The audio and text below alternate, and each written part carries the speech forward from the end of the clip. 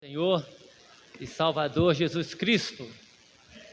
Peço a todos que abram comigo no Evangelho, segundo escreveu Mateus, capítulo 1.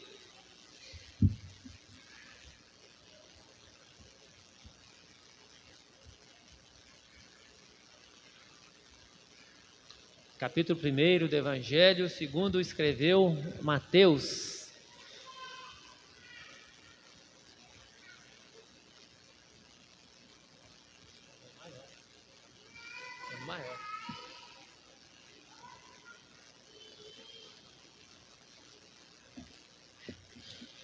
Os irmãos encontraram?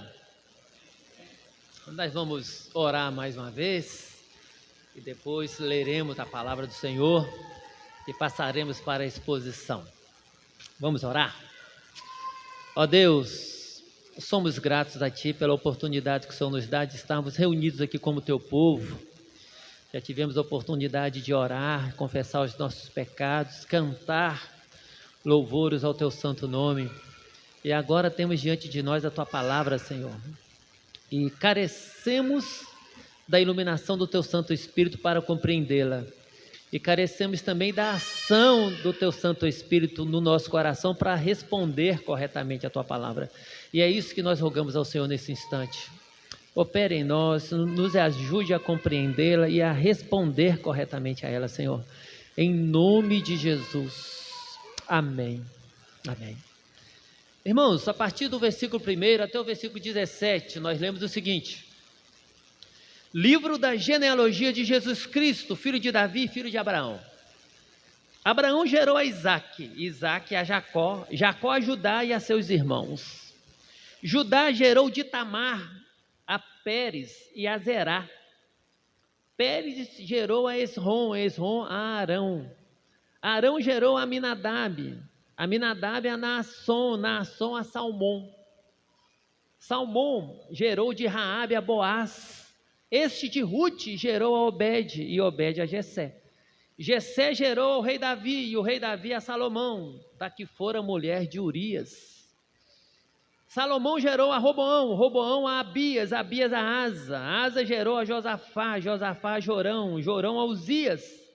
Uzias gerou a Jotão, Jotão a Acás, Acás a Ezequias. Ezequias gerou a Manassés, Manassés a Amon, Amon a Josias. Josias gerou a Jeconias e a seus irmãos no tempo do exílio da Babilônia.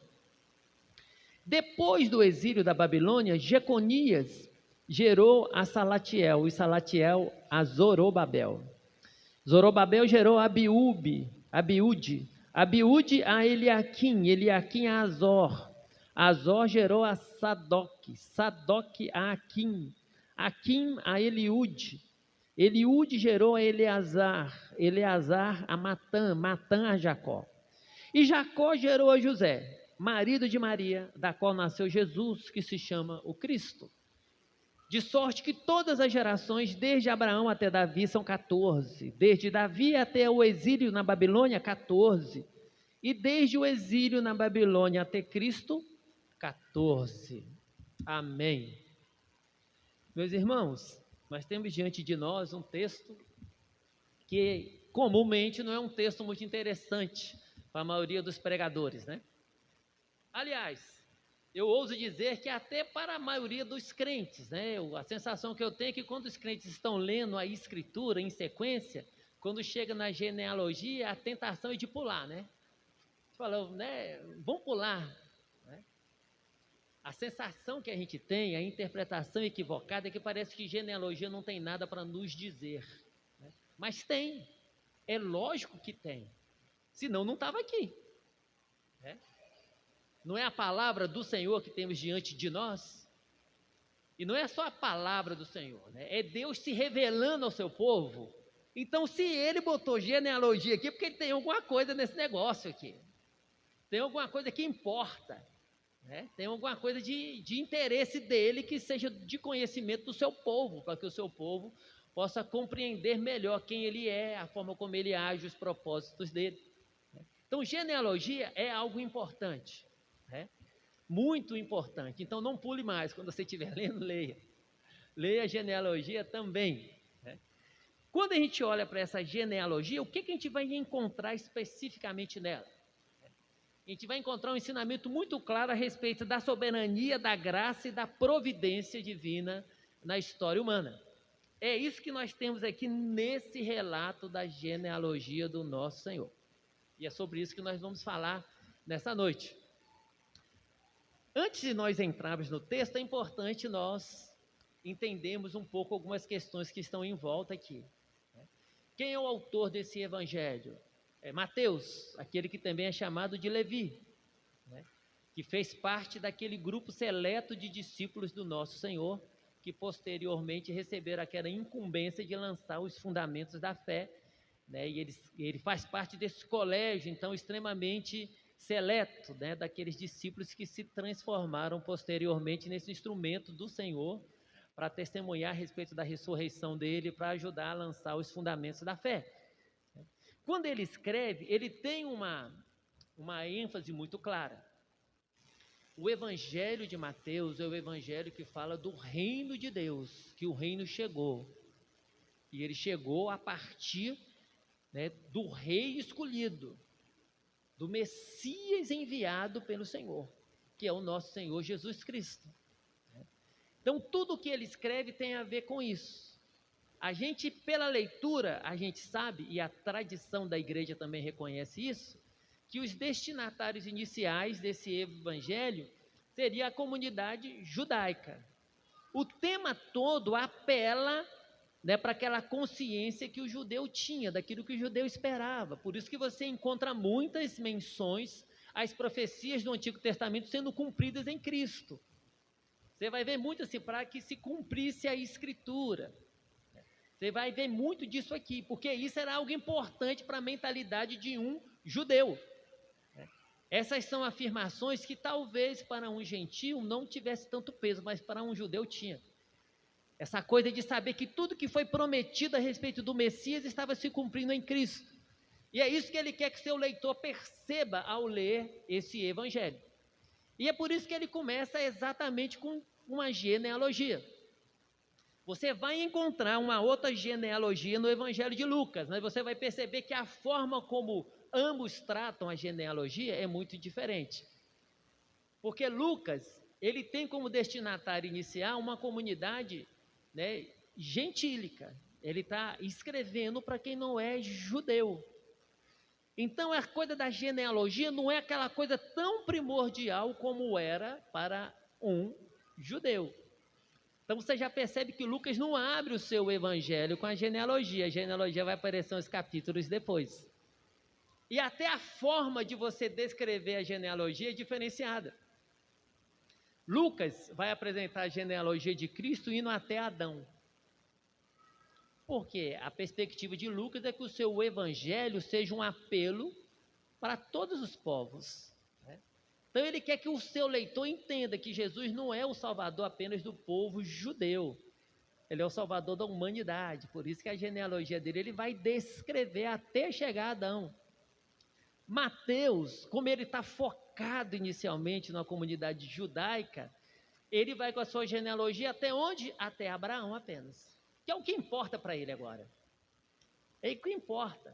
Porque toda aquela compreensão de que Abraão foi um homem que Deus escolheu para a partir dele começar a cumprir o propósito eterno, ele se preocupa apenas com isso, de dizer, olha, essa promessa feita a Abraão, que depois passa para Isaac e passa para Jacó, e na família de Jacó vai para o tronco de Judá, e dentro da ramificação de Judá vai para Davi, ele fala, essa promessa se cumpriu em Cristo. É isso que ele quer. Por isso que a genealogia dele vai até Abraão apenas, diferente de Lucas. Ele não vai discorrer uma genealogia tão extensa, porque ele quer que os seus leitores entendam isso. Olha, aquilo que foi prometido a Abraão se cumpriu a respeito de quem eu vou escrever. Então ele começa com a genealogia e na sequência o que é que ele faz? Ele vai falar então de como que se deu a concepção, nascimento, as primeiras ameaças, como que Deus cuidou do seu filho, enfim. Aí ele vai começar a falar da origem dele, do nascimento, e vai discorrer as coisas que são do interesse dele. O texto que nós lemos está logo no início, quando ele está tratando da origem e nascimento do nosso Senhor. E para ele é extremamente importante falar a respeito dessa genealogia, né? E nós temos aqui então a genealogia de Jesus Cristo. É importante dizer o seguinte, meus irmãos. Mateus começa assim: livro da genealogia de Jesus Cristo, filho de Davi, filho de Abraão. Nós nos acostumamos muito com o nome Jesus Cristo, como se Cristo fosse um nome próprio dele, né? Mas Cristo, na verdade, significa ungido. É a palavra na língua grega que significa exatamente o que a palavra Messias significa na língua hebraica.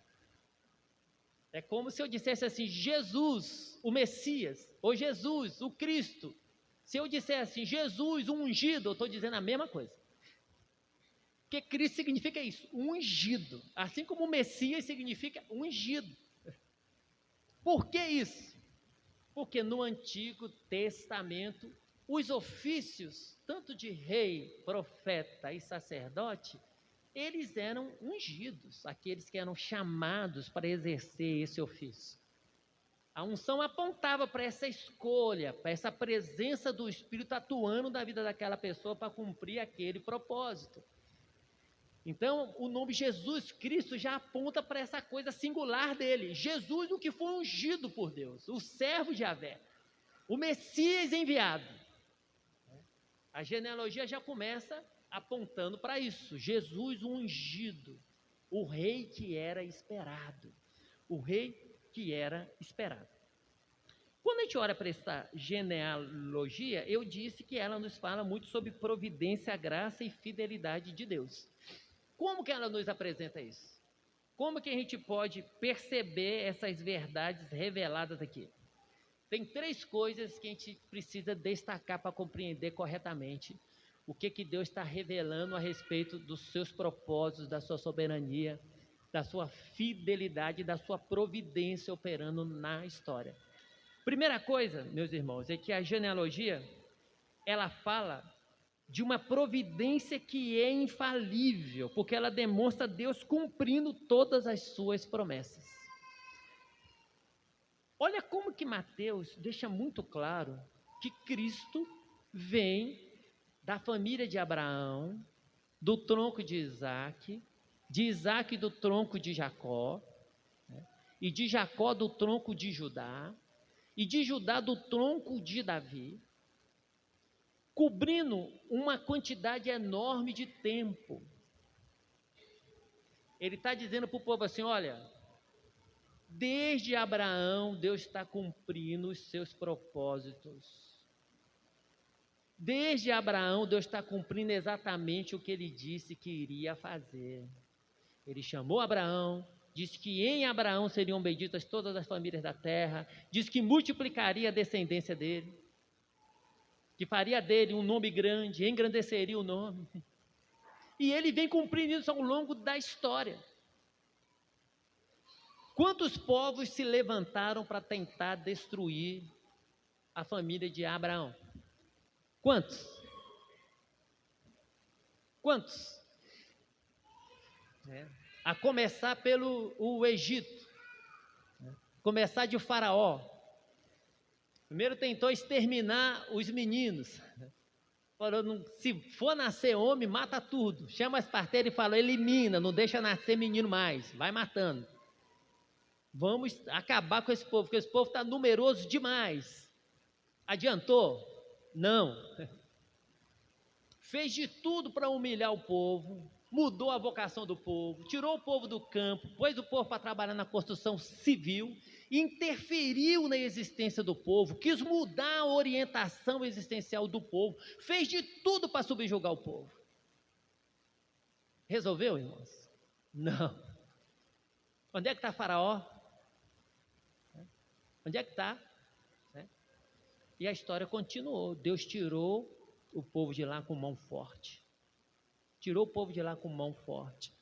Fez o povo caminhar pelo deserto contra tudo e contra todos. Cuidou desse povo, introduziu o povo na terra prometida.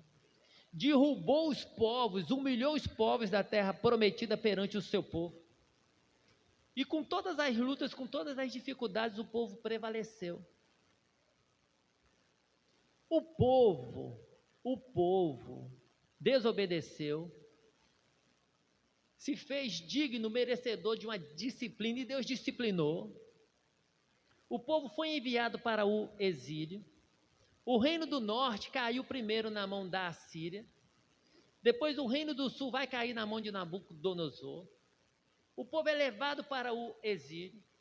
Jerusalém destruída. O povo espalhado pelo império, aquilo que a gente chama de diáspora, né? Essa dispersão, esse povo espalhado pelo império. A Síria caiu na mão de Nabucodonosor, depois Nabucodonosor cai. Você tem os outros impérios que vêm, o persa, Medo-Persa, o império grego, vão se sucedendo as forças na história. O império grego vai se repartir em 4. Depois aparece Roma. Nessa época, Roma estava mandando em tudo.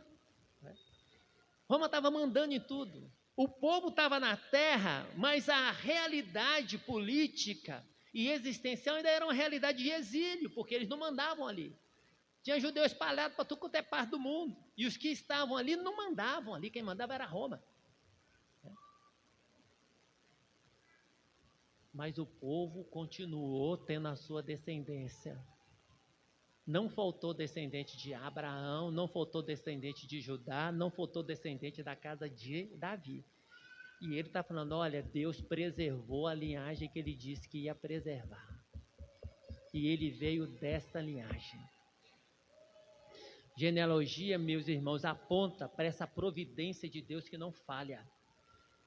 Agora, quando eu falo providência que não falha, isso não tem a ver com aquilo que eu espero ou gostaria que Deus realizasse. Tem a ver com o cumprimento daquilo que ele disse que ele faria. Aquilo que ele disse que ele vai fazer, ele vai fazer. E a providência nos chama atenção para isso. E a genealogia está falando exatamente disso. Jacó profetizou lá atrás que o trono seria de Judá. Deus havia dito que não ia faltar um descendente na casa de Davi. E é o que ele está fazendo, ele está cumprindo, gente. Então preste atenção numa coisa. Quando Deus diz que vai fazer uma coisa, ele vai. Ele vai. Então com a providência dele a gente não brinca. A gente tem que parar de pensar na providência como se a providência fosse sinônimo de sorte. Às vezes a gente pensa que providência é sorte, né?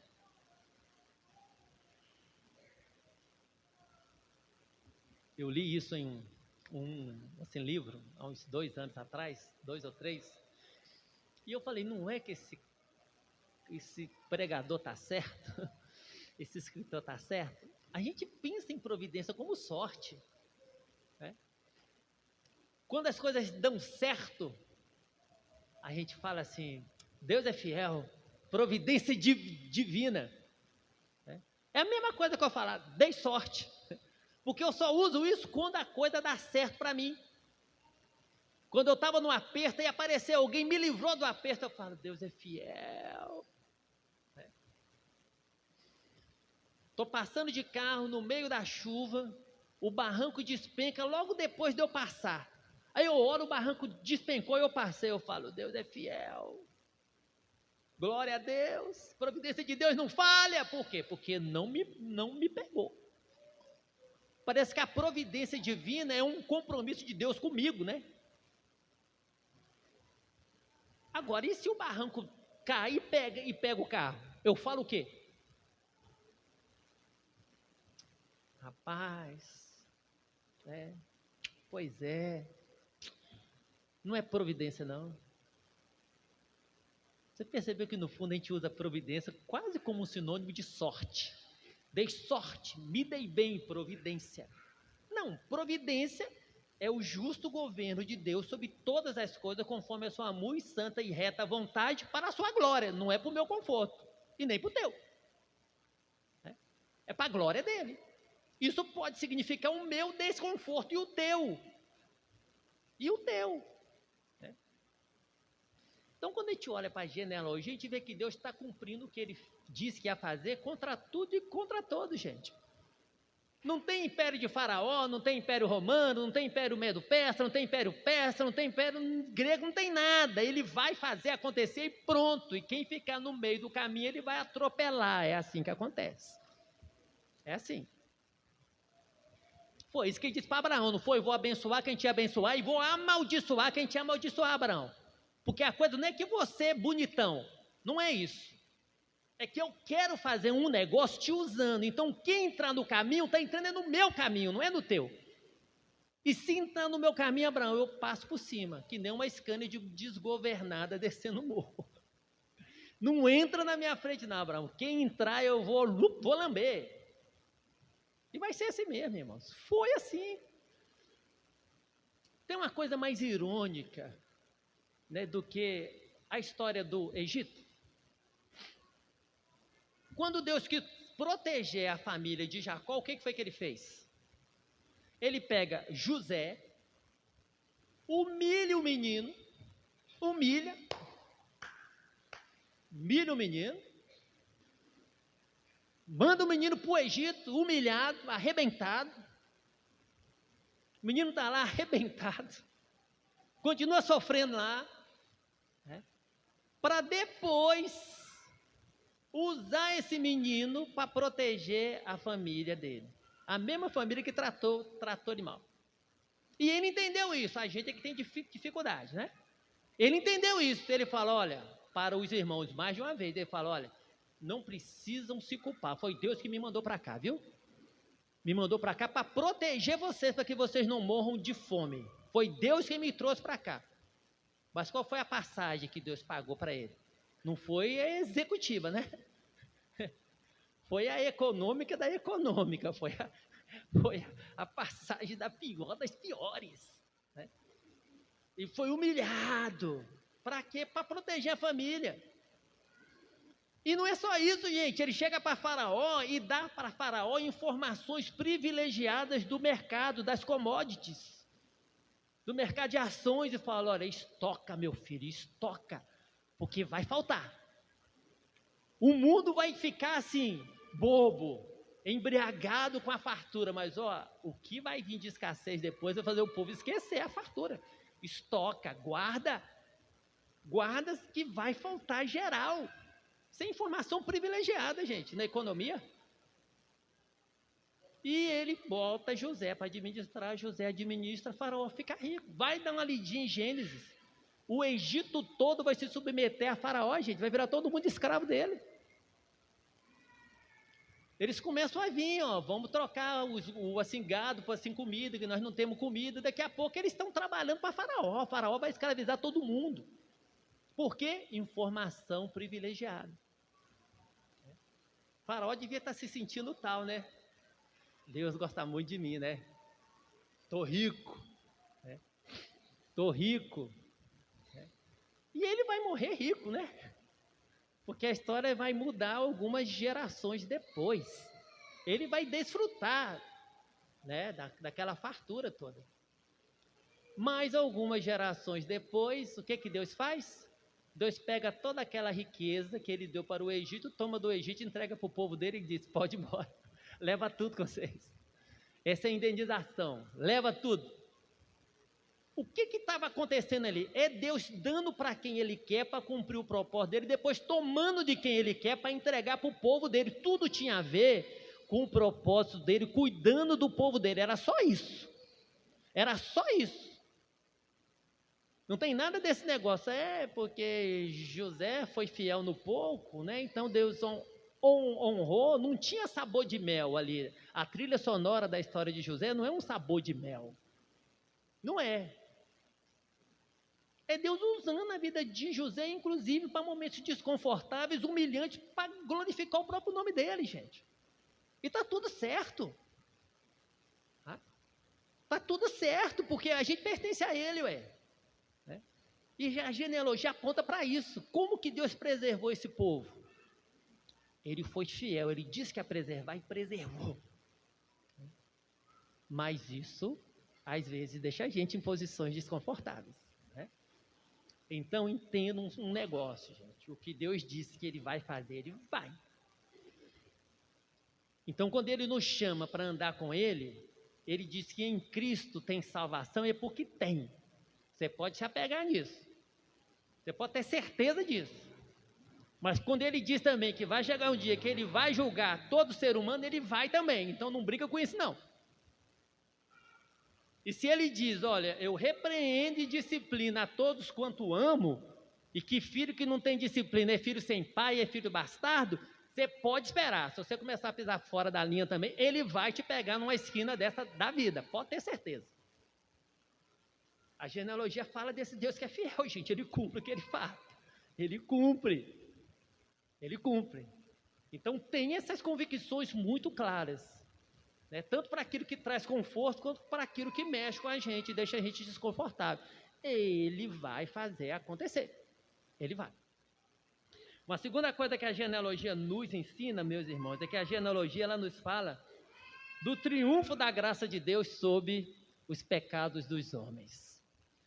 Olha que coisa interessante nessa genealogia. Primeiro é que ela traz nome de mulheres que normalmente não eram uma prática comum, né? Não era uma prática comum. E segundo é que ela traz nomes de pessoas que normalmente as pessoas prefeririam esconder, né? Você tem algum parente que não tem uma história muito boa, né? Às vezes quando alguém chega e pergunta para a gente assim, fulano, você é primo de Beltrano? Você é irmão de fulana? Se essa pessoa que é parente não tiver uma história muito boa, tiver feito algo muito mal, tiver causado um prejuízo enorme a alguém, dá um certo constrangimento, não dá? As pessoas preferem ocultar esse laço de parentesco.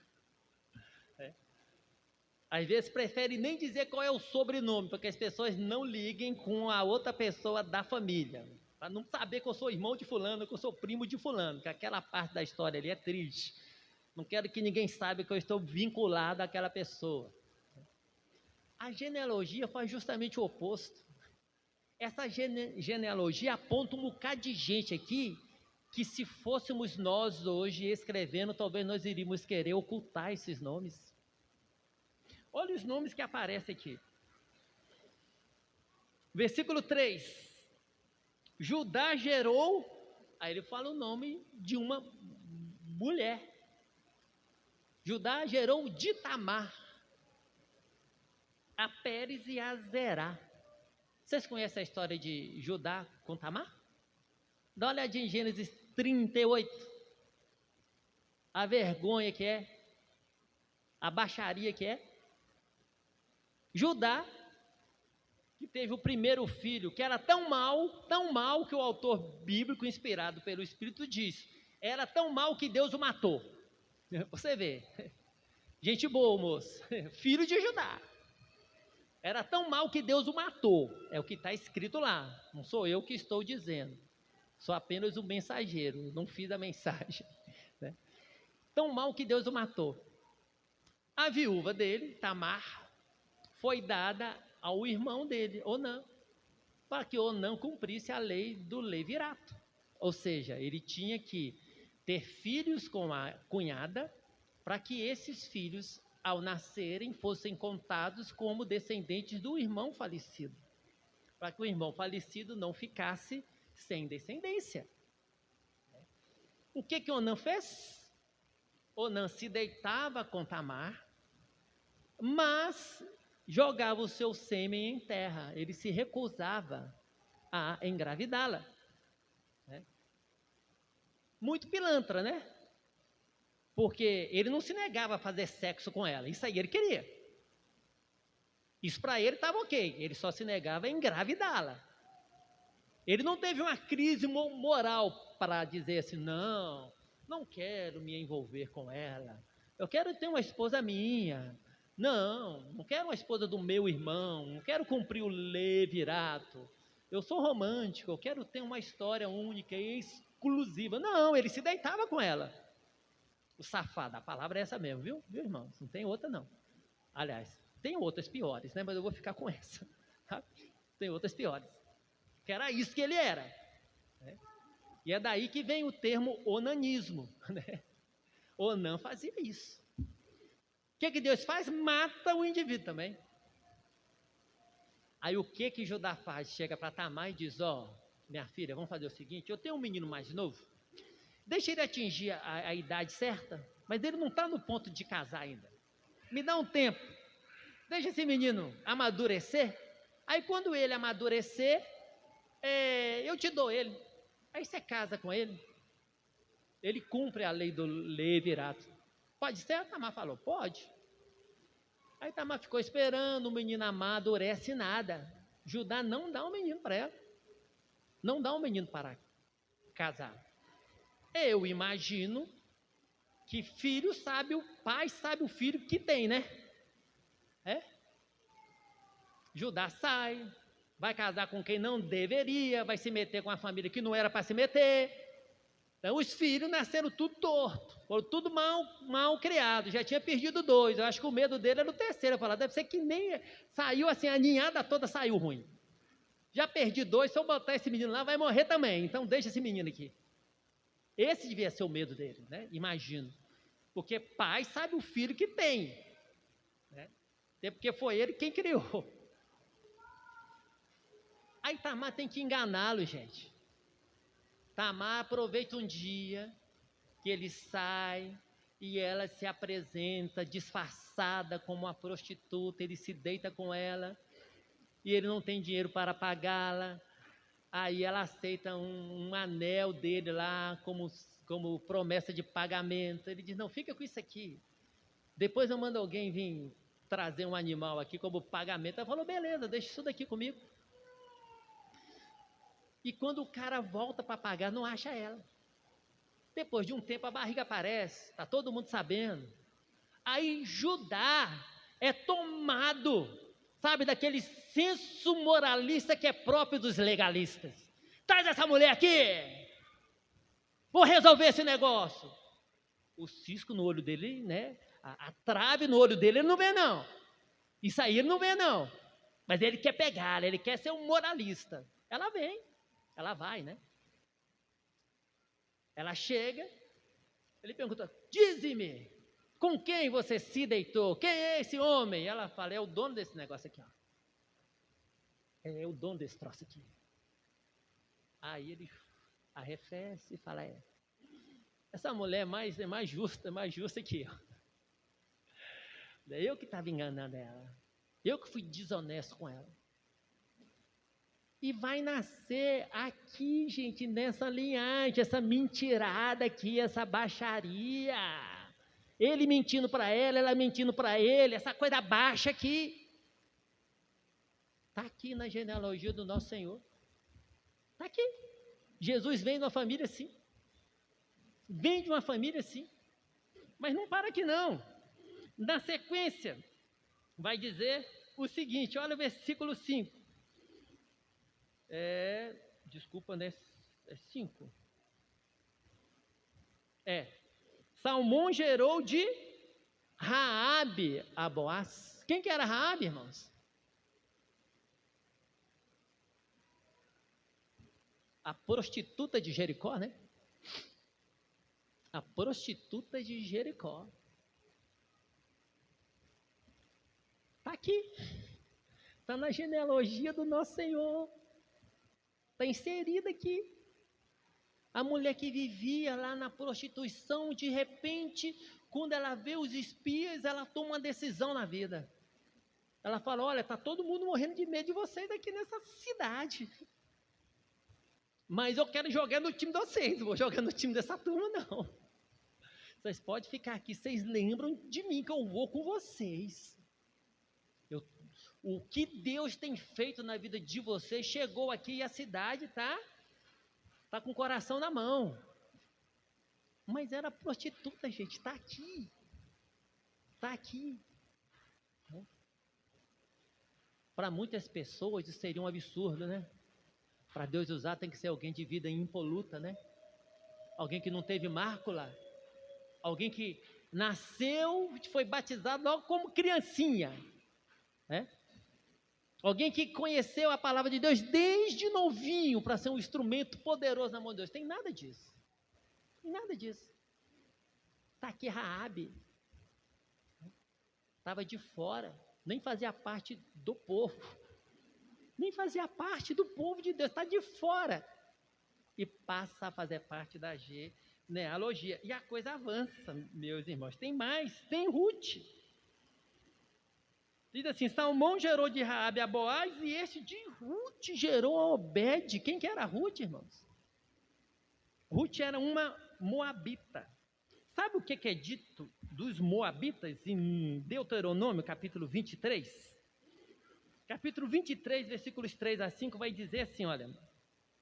Nenhum amonita ou moabita entrará na Assembleia do Senhor, nem ainda a sua 10ª geração entrará na Assembleia do Senhor eternamente, porque não foram ao vosso encontro com pão e água, no caminho quando saíes do Egito, e porque alugaram contra ti Balaão, filho de Beor, de Petor, da Mesopotâmia, para te amaldiçoar. Porém o Senhor teu Deus não quis ouvir a Balaão, antes trocou em bênção a maldição, porquanto o Senhor teu Deus te amava. Diz, olha, amonita e moabita jamais vai fazer parte da Assembleia de vocês. Está tudo amaldiçoado, mas de repente me aparece Ruth. De repente essa providência misericordiosa intervém na vida da mulher e afasta essa maldição, e ela está na genealogia do nosso Senhor, gente. Posição que muita rainha, sabe, bem criada desde novinha, gostaria de ter e não teve. Ela está aqui. Ela está aqui. Porque a genealogia fala disso, irmãos, dessa graça que redime os pecados dos homens. E diz mais. Olha o que é dito no versículo 6. Jessé gerou o rei Davi e o rei Davi a Salomão. Aí faz questão de falar que mulher foi essa de quem Davi gerou a Salomão. Ele não fala o nome. Nem precisava mencionar, né? Podia fazer e Davi gerou a Salomão. Ponto, não. Mas ele não fala o nome dela. Não vai falar de Batseba. Ele vai dizer assim, ó. Davi gerou a Salomão da que fora mulher de Urias. Faz questão de abrir o negócio e falar assim, é daquela com quem ele adulterou e depois matou o marido. É com ela, aquela baixaria, aquela vergonha. Sabe? Aquele caso tomado de lascívia, de desejo homicida. Foi desse relacionamento com essa mulher, que ele traiu o marido várias vezes, né? Traiu quando se envolveu com a esposa, traiu quando era o rei dele e não o protegeu, traiu quando era o comandante dele e o expôs, traiu de todas as formas que era possível. Fala, foi dela que ele teve Salomão. Desse relacionamento, gente. Sem falar de Manassés, né, que fez aquelas besteiras de queimar seus filhos, enfim. O que isso conta para a gente, gente? É o triunfo da graça sobre os pecados humanos. Não é uma genealogia perfeitinha. Não é uma genealogia de família Doriana. Né? Os mais velhos vão se lembrar disso. Lembra daquela propaganda da margarina Doriana? Né? Que aquela propaganda, a família acordava, estava lá Doriana, a margarina, nem sei se tem mais, já até acabou no mercado, né? Acho que tem ainda, né?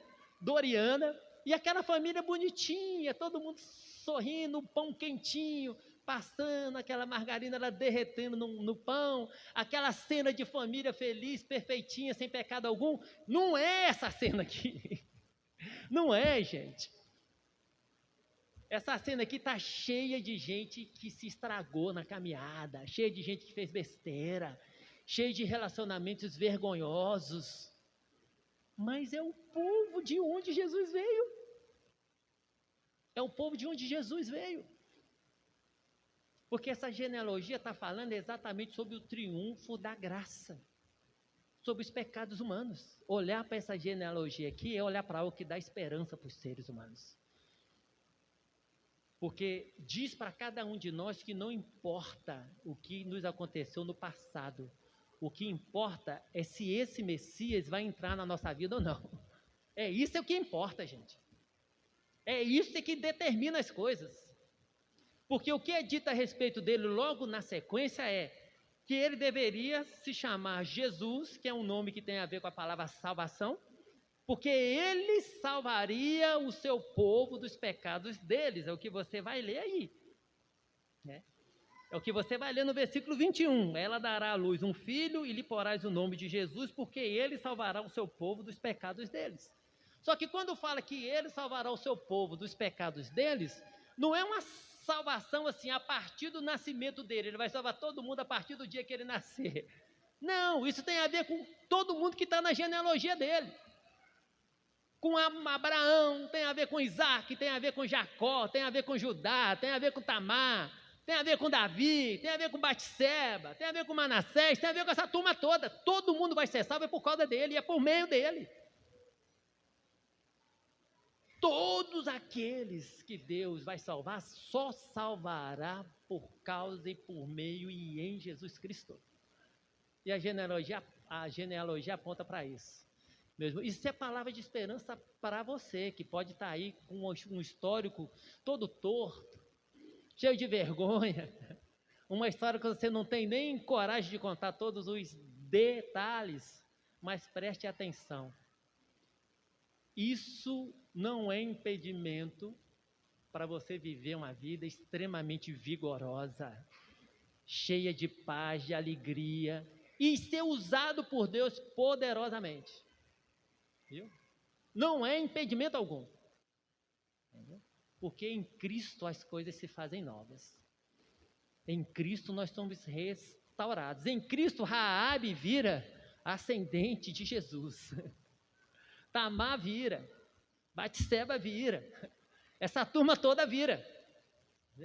Porque não tem a ver com quem nós somos, com a nossa capacidade de sermos perfeitos. Não tem a ver com isso, tem a ver com a graça que chega e que transforma. Tem a ver com isso.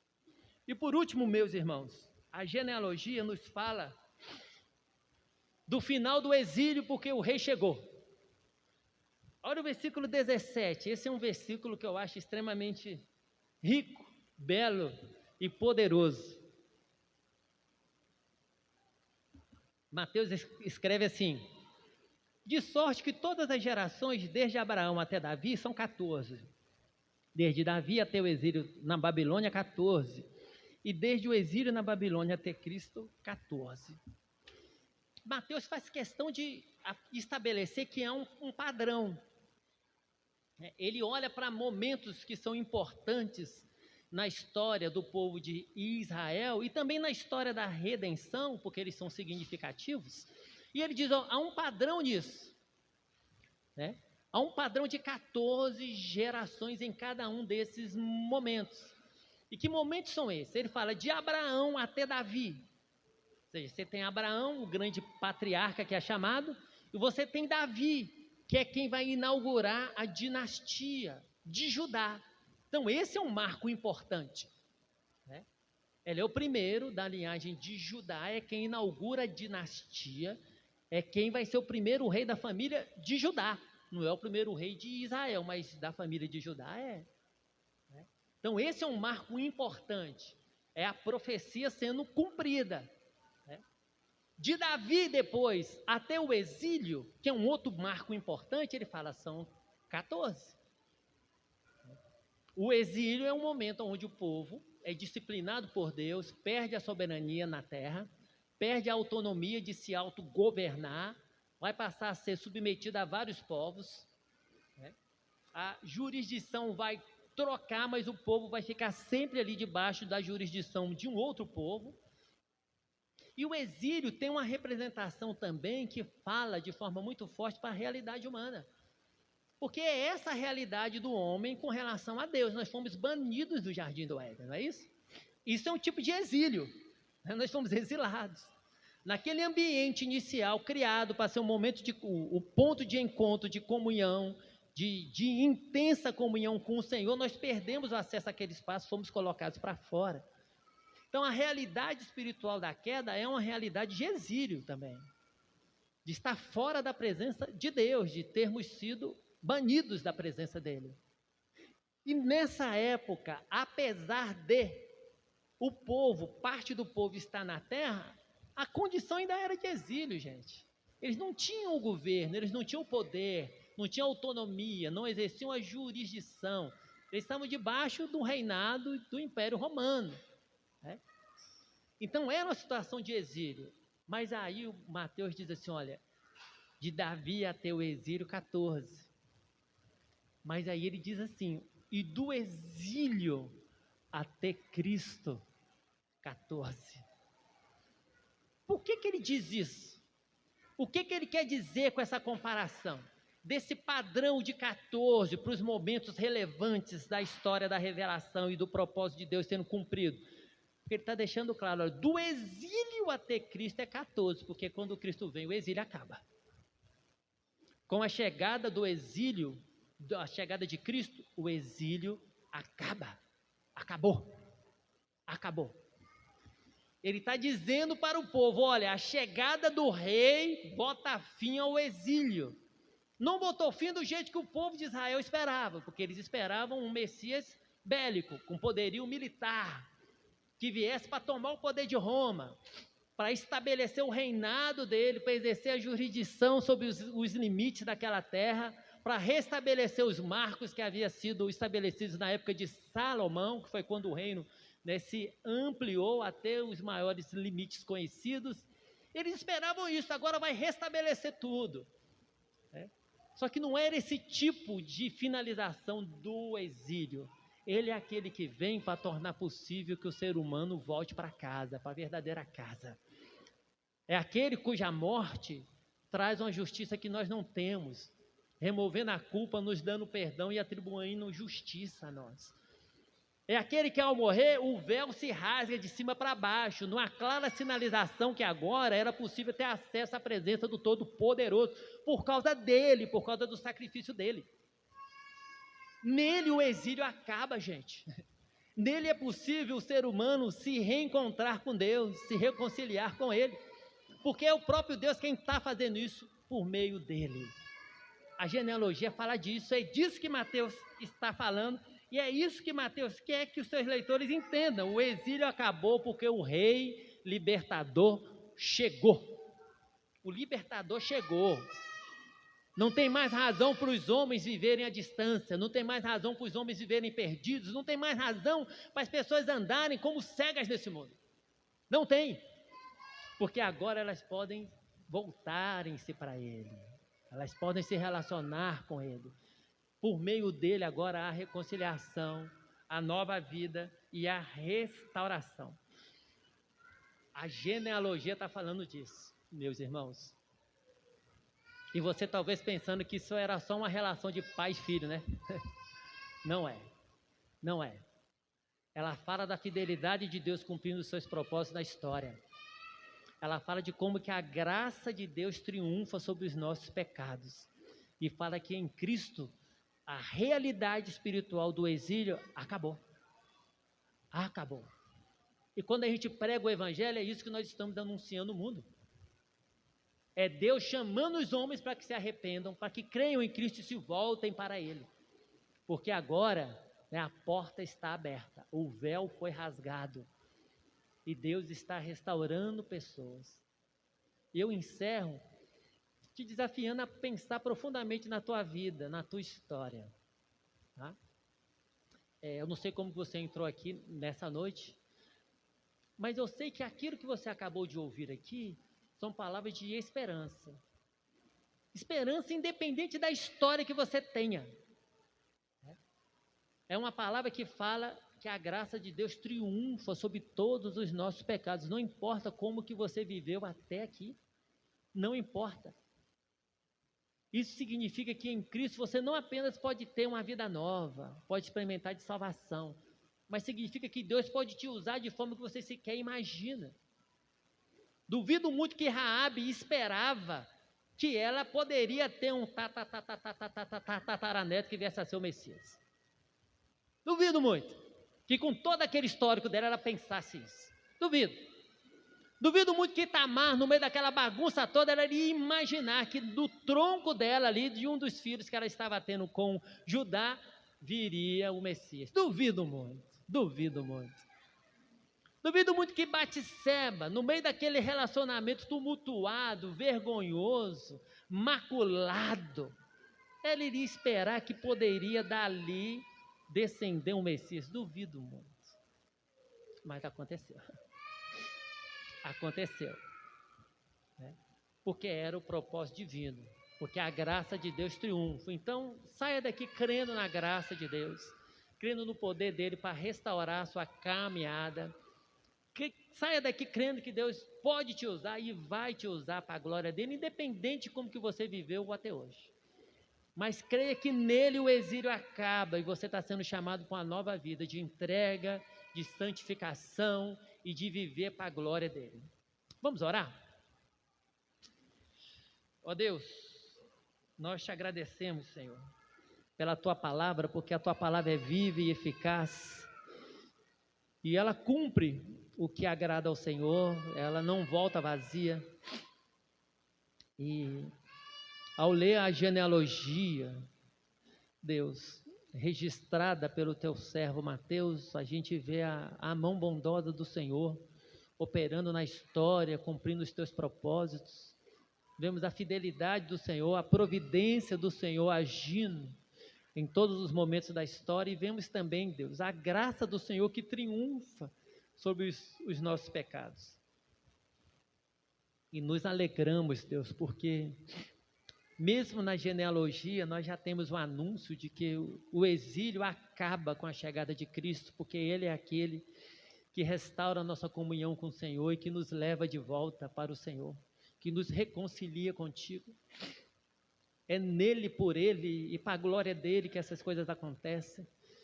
E nós pedimos ao Senhor que o Senhor visite cada coração aqui, Deus, e que ninguém saia daqui, Deus, sem de fato crer nessas verdades reveladas nessa genealogia a respeito da tua graça, da tua soberania e da fidelidade da tua providência, Deus. É o que nós rogamos ao Senhor em nome de Jesus. Amém.